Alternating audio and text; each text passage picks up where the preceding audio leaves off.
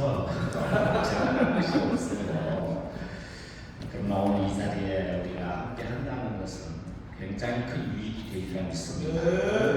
제가 오늘 들고 나온 말씀은 우리 기독교 역사에서 굉장히 난제이고 어렵고 이 말씀을 풀이하기에는 너무나 어렵고 쉬운 말씀이에요. 그러나 오늘 이 말씀을 우리 함께 나누는 이 순간에 많은 사람들이 유익이 되리라 믿습니다. 우리는 아담이 누군가를 생각을 해봐야 돼요. 아담이 누굽니까? 아담이 누굽니까? 사람? 아니면 사람이 사람입니까? 예, 사람이 사람이 아닙니다. 아담이라는 단어는 붉은 흙과 사람의 합성어가 아담입니다. 즉 아담이라는 말은 어떤 말이냐면 하나님의 형상을 닮은 자라는 거예요. 우리가 아담이 일단 누군지를 먼저 정해져야 아담과 하와 사이에 일어난 일들, 아담과 하나님 사이에 일어난 일들, 장차 우리와 아담과의 사이가 어떤 관계라는 것을 우리는 알 수가 있는 것입니다. 많은 사람들은 아담이 범죄하였다고 말씀하십니다. 정말로 그럴까요? 여러분 아담이 범죄하였습니까? 예, 범죄했습니다. 그러나 아담은 범죄하고 싶어서 범죄한 것이 아닙니다. 아담은 범죄할 수밖에 없었습니다. 아담은 그 하와를 봤을 때 뭐라고 말씀하시냐면은 내 살 중에 살이요 내 뼈 중에 뼈라고 이렇게 말씀하십니다. 여러분 그럼 우리는 물어야 돼요. 내 살 중에 살이요 내 뼈 중에 뼈라는 말이 어떤 말씀일까요? 생각을 해봐야 돼요.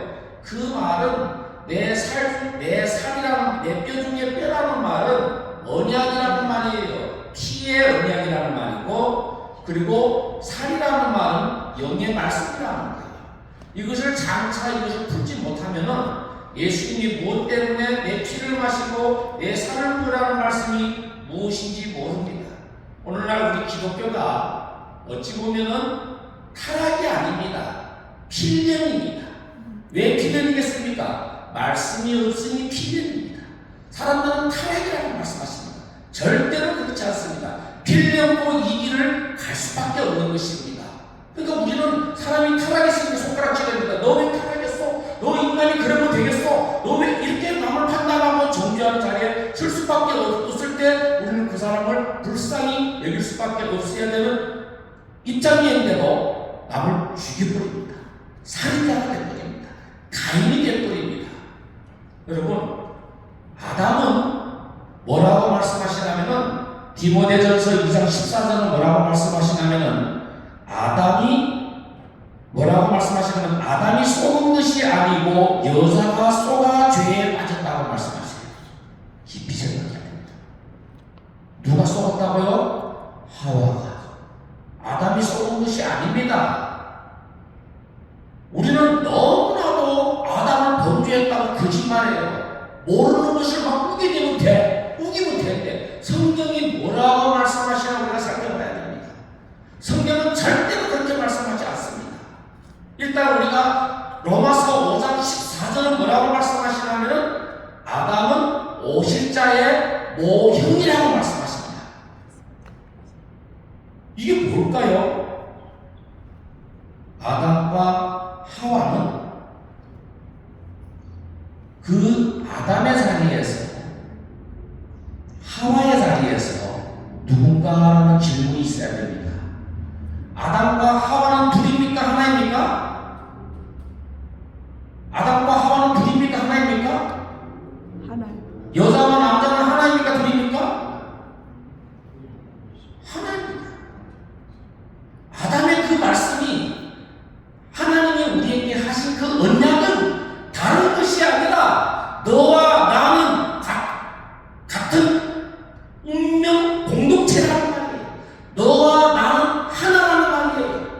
이것을 기억하지 못하면은 우리는 아담의 그 고백이 내 뼈 중에 뼈요 내 살 중에 살이요 너와 나는 하나야. 둘이 하나고 하나가 둘이라는 것을 알아야 되는 거예요. 그럼 아담의 죄는 무엇일까?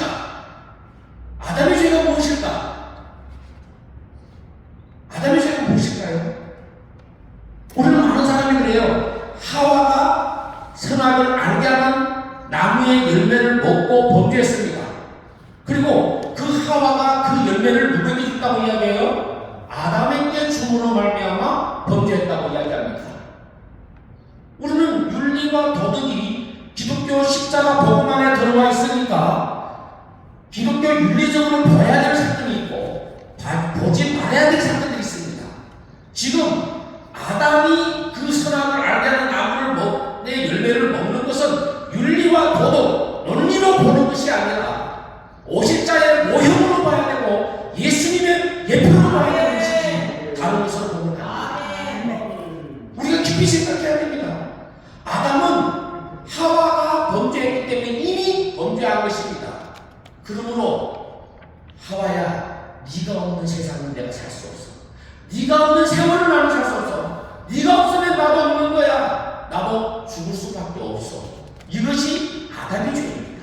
여러분, 이 말씀을 어떻게 할까요? 고린도 후서 5장 21절은 뭐라고 말씀하시냐면 이렇게 말씀하십니다. 예수는 죄도 없는 예수를 뭐로 왔다고요? 죄의 모양으로 데려왔다고 말씀하십니다. 그 말은 어떤 말씀이냐면은 다른 말씀이 아닙니다. 아담은 우리가 고린도 후서 5장 21절 말씀을 한번 같이 찾아봅시다. 후서 5장 21절 말씀입니다.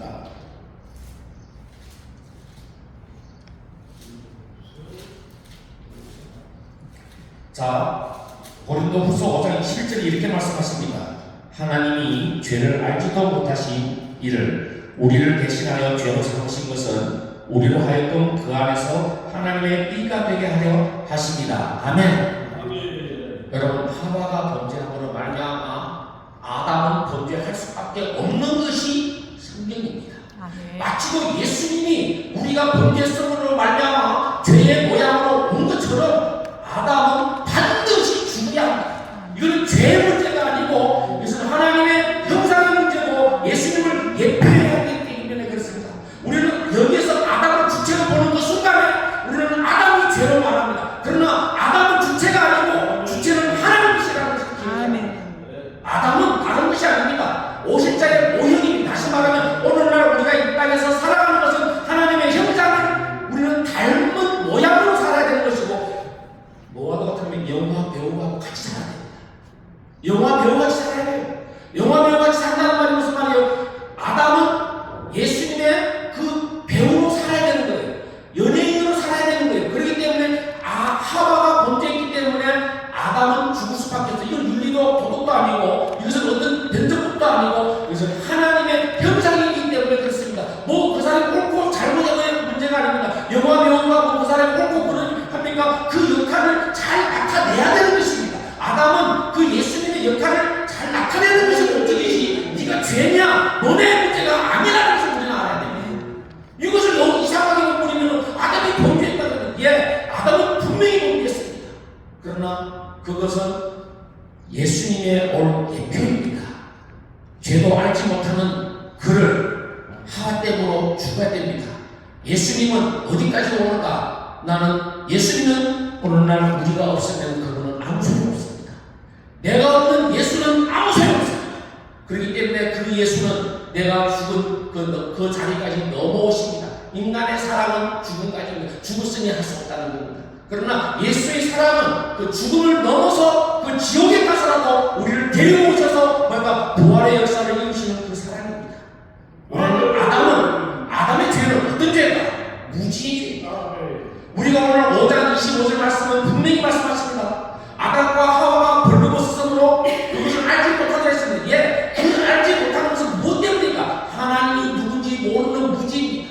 오늘도 말씀하고 싶은 것은 탕자가 뭡니까? 아버지가 누군지 모르고 집이 무엇인지 모르고 자식이 누군지 모르기 때문에 범죄했던 것입니다.